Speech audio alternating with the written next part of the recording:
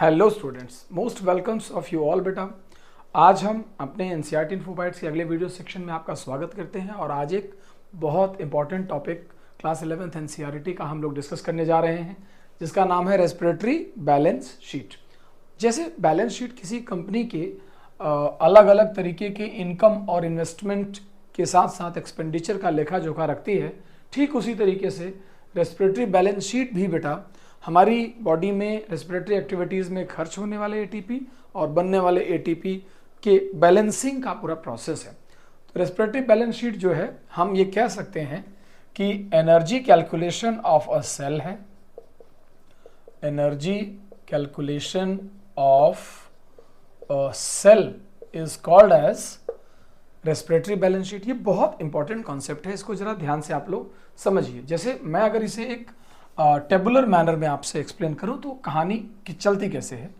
एक तरफ मैंने आपसे बताया कि फेजेस हैं अलग अलग रेस्पिरेशन की, साथ में एटीपी नेट प्रोडक्शन। एटीपी का क्या है, मैंने यहाँ लिख दिया है net ATP formation plus NADH2 formation, and at the very same time we also explain FADH2 production or formation. Right doctors? See, net ATP, NADH2 and FADH2 के formation in different phases कैसे काम करते हैं। So सबसे पहले हमारा जो पहला फेज जिस पर हम बात करते हैं that is EMP pathway, जिसे ग्लाइकोलिसिस भी कहते हैं। So I wrote here as another name glycolysis. इसमें आपको याद करा दूं मैं, 2 ATP बने थे नेट, 2 NADH2 बने थे and 0 FADH2 will form.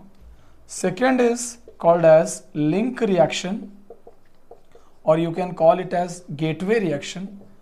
During this process again 0 ATP formed but 2 molecule of NADH2 produced again, and in that process 0 FADH2 formed. While in third process, that is called as TCA cycle, or you may have remembered that this is also called as Krebs cycle. What it is this, doctor? Krebs cycle. In this process 2 molecule of ATP or GTP produced, which can also be converted into ATP later, and 6 molecule of NADH2 and 2 molecule of FADH2 is also produced, right? If we add all of them in total manner, so we could say that there are 4 ATP, 10 NADH2 and 2 FADH2, right? If I converted this total into ATP form, like this is the conversion of ATP form, so this ATP directly used as ATP, there are 4 ATP. But each NADH2 produces 3 ATP, so this will lead to the formation of 30 ATP molecule, and each FADH2 produces 2 ATP, so there will be further formation of 4 ATP.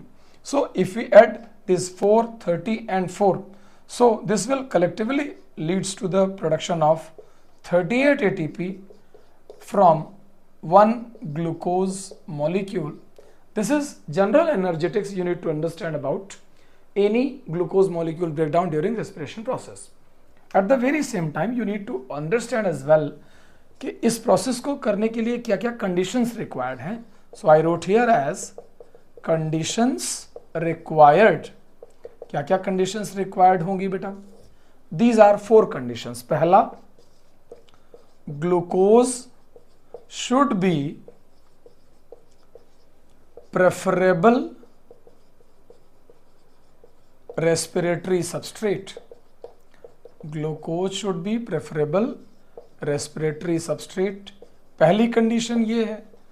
दूसरी condition ये है कि 2 NADH2, जो 2 NADH2 ATP में बने हैं बेटा, I am talking EMP में, I am talking about these 2 NADH2 of EMP should take part in ETS, ये दोनों जाकर के ETS में पार्टिसिपेट करें। तीसरा, all pathways should be completed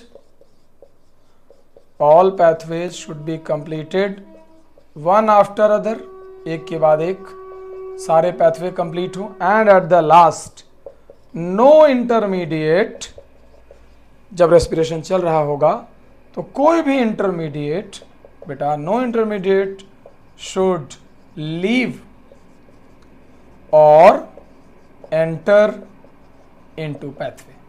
एक बार आप जरा ध्यान से पढ़िए, मैंने आपको याद कराने के लिए एनसीईआरटी की 4 बहुत इंपॉर्टेंट लाइनें लिख दी हैं। पहला, glucose should be preferable respiratory substrate to NaDH2 of EMP should take part in ETS, all pathways should run complete one after other and no intermediate should leave or enter into the pathway, यानी जितने से शुरू हो उतने पर ही आगे continue हो। In these 4 conditions this output is very much important and you have 38 ATP produced from one molecule of glucose. I hope beta this all information makes you better aware about the concept, and through this you can easily perform some questions in your paper. Okay beta, take care.